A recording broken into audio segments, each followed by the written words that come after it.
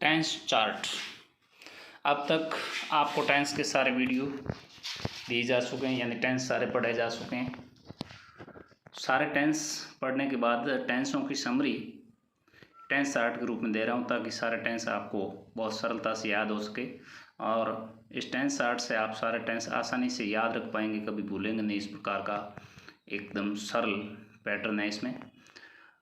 आप समझ गए हैं कि सब्जेक्ट सिंगुलर और प्लूरल कौन कौन से होते हैं। तो सबसे पहले सब्जेक्ट से ही शुरू करते हैं। Subject singular noun third person कौन कौन से होते हैं? ई, सी, इट, नेम, ये सिंगुलर नाउन होते हैं। और प्लूरल होते हैं आई, वी, यू और दे। अब टेंस चार्ट के अंदर आपको मुख्य रूप से याद क्या करना है कि टेंस के कुल 3 भाग है, 3 टेंस हैं, प्रेजेंट, पास्ट और फ्यूचर। और हर एक टेंस के 4 पार्ट है, जैसे present independent, present continuous, present perfect, present perfect continuous. इसी प्रकार से past independent, past continuous, past perfect और पास्ट परफेक्ट कंटिन्यूस। और फ्यूचर के future independent, future continuous, future perfect और फ्यूचर परफेक्ट कंटिन्यूस। यहाँ पर सरलता से याद करने के लिए मैं एक ट्रिक बताता हूँ। आप देखें कि वर्ब की फर्स्ट फॉर्म कहाँ कहाँ प्रयोग होती है। तो सबसे पहले देखें, प्रेजेंट इंडिपेंडेंट टेंस वर्ब की first form, future independent tense verb की फर्स्ट फॉर्म सिर्फ 2 के अंदर यूज होती है। ये ध्यान रखें कि 2 के अंदर वर्ब की फर्स्ट फॉर्म आती है। फिर देखें सेकंड फॉर्म। सेकंड फॉर्म सिर्फ पास्ट सिंपल या पास्ट इंडिपेंडेंट टेंस के अंदर आती है। यहाँ पर भी ध्यान रखने योग्य ये बात है कि पास्ट सिंपल टेंस के सिर्फ एफर्मेटिव सेंटेंस के अंदर वर्ब की सेकंड फॉर्म का प्रयोग होता है।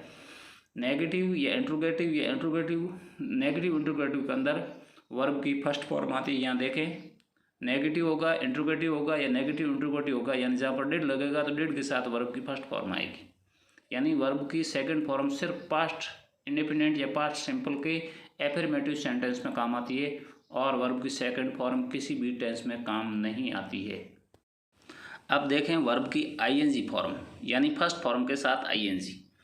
तो वर्ब की फर्स्ट फॉर्म के साथ आईएनजी का प्रयोग 12 में से 6 टेंस में होता है। शुरू करते हैं present continuous tense number 1, verb की first form plus ING. Past continuous tense verb की फर्स्ट फॉर्म प्लस आईएनजी, ये दूसरा। फ्यूचर कंटिन्यूस टेंस वर्ब की फर्स्ट फॉर्म प्लस आईएनजी, ये तीसरा। Present perfect continuous tense verb की फर्स्ट फॉर्म प्लस आईएनजी, ये चौथा। Past perfect continuous tense verb की फर्स्ट फॉर्म प्लस आईएनजी, ये 5वां।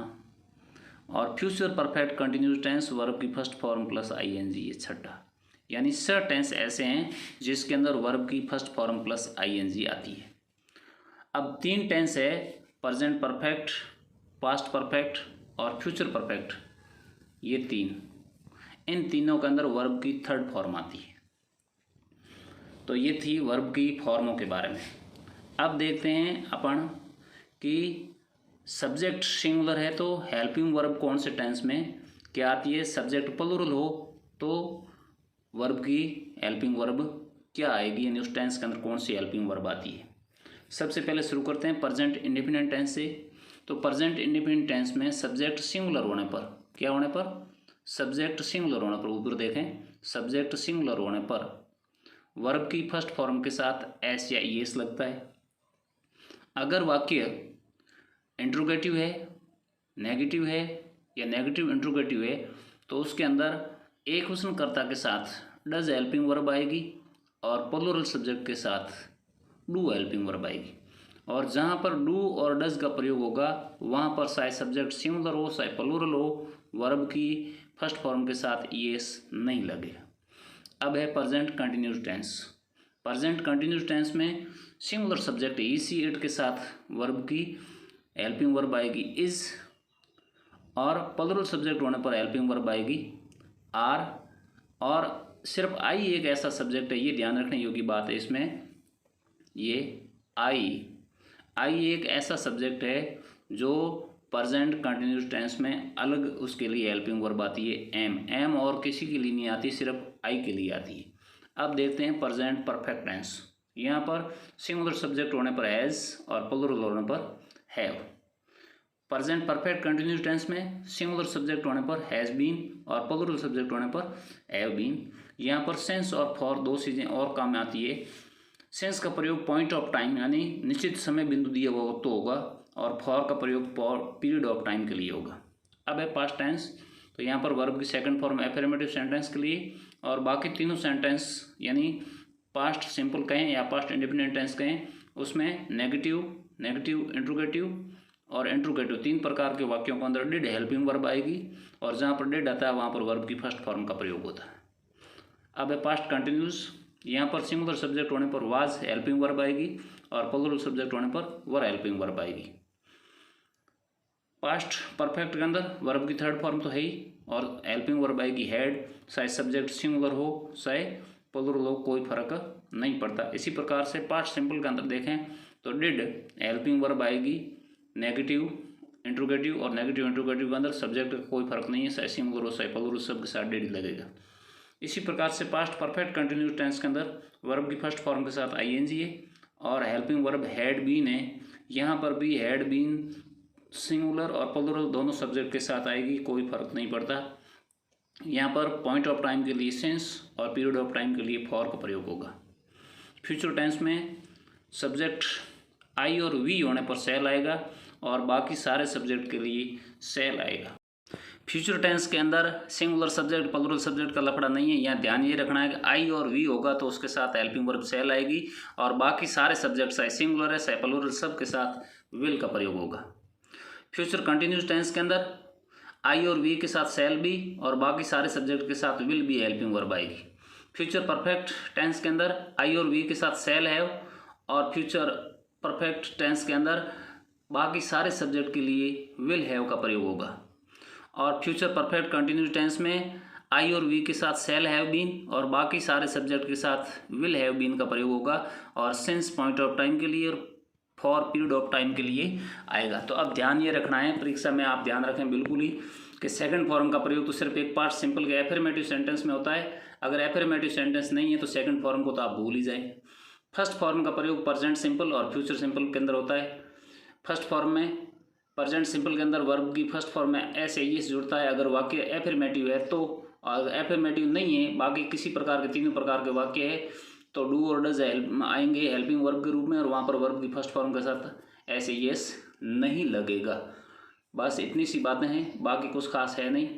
और ये जो ट्रिक्स है इसको आप याद रख लेंगे तो फिर परीक्षा के अंदर आपको करेक्ट फॉर्म भरने में कोई किसी प्रकार की समस्या नहीं आएगी। और ये टेंस चार्ट आपको एक्टिव पैसिव वॉइस सीखने के अंदर, डायरेक्ट इनडायरेक्ट सीखने के अंदर बहुत मदद करेगा, इसलिए इस टेंस को अच्छी तरह से याद कर लें। अब देखते हैं कि सेंटेंस स्ट्रक्चर, यानी हमने 12 टेंस के अंदर 4 वाक्यों के अंदर अलग अलग सेंटेंस स्ट्रक्चर देखे, यानी वाक्य संरचना देखी। लेकिन अगर अपन साधारण रूप में देखें एग्जाई करके तो क्या देखते हैं कि एफर्मेटिव सेंटेंस, ये देखिए सकारात्मक वाक्य जो एफर्मेटिव सेंटेंस होते हैं उसके अंदर सबसे पहले सब्जेक्ट आता है, फिर हेल्पिंग वर्ब आती है, फिर वर्ब आती है और फिर ऑब्जेक्टिव आता है। यहाँ हेल्पिंग वर्ब से मतलब जो टेंस है उसके अनुसार हेल्पिंग वर्ब आएगी, सब्जेक्ट के अनुसार हेल्पिंग वर्ब आएगी। फिर नेगेटिव होगा तो सबसे पहले सब्जेक्ट, उसके बाद हेल्पिंग वर्ब के साथ में नॉट जोड़ना है। अब हेल्पिंग वर्ब कौन सी, जो टेंस है जिस टेंस के सब्जेक्ट के अनुसार हेल्पिंग वर्ब लगेगी वो, और उसके साथ में नॉट जोड़ दो। फिर वर्ब जिस टेंस की जैसी होती है उसके अनुसार ऑब्जेक्ट जोड़ दो और ये नेगेटिव वाक्य बन जाएगा। इंट्रोगेटिव वाक्य 2 प्रकार से बनते हैं, एक हेल्पिंग वर्ब का, एक WH वर्ड का। जो हेल्पिंग वर्ब का इंट्रोगेटिव होता है उसके अंदर सबसे पहले हेल्पिंग वर्ब लगानी सब्जेक्ट के अनुसार, हेल्पिंग वर्ब के बाद सब्जेक्ट, फिर वर्ब उस टेंस के अनुसार और फिर ऑब्जेक्ट। अगर वाक्य WH टाइप का तो सबसे पहले WH, फिर उसके बाद हेल्पिंग वर्ब आएगी, फिर सब्जेक्ट और फिर वर्ब उस टेंस के अनुसार। यानी ये 12 टेंसों की एक सरलतम वाक्य रचना है जो मैंने बनाई है। आप इसको याद कर लेंगे, शायद कभी समस्या नहीं आएगी। अगर टेंस चार्ट पीछे से अपने याद कर रखा है तो ये 4 प्रकार की वाक्य रचनाएं आपको परीक्षा के अंदर करेक्ट फॉर्म भरने के अंदर, वाक्य की ट्रांसलेशन करने में या हिंदी अनुवाद करने में, हिंदी अनुवाद करने के लिए आपको बहुत ही सहायक होगी। नेगेटिव इंट्रोगेटिव होता है वो भी 2 प्रकार का, एक हेल्पिंग वर्ब का, एक WH वर्ड का। तो हेल्पिंग वर्ब का सबसे पहले हेल्पिंग वर्ब, फिर सब्जेक्ट, उसके बाद नॉट आएगा।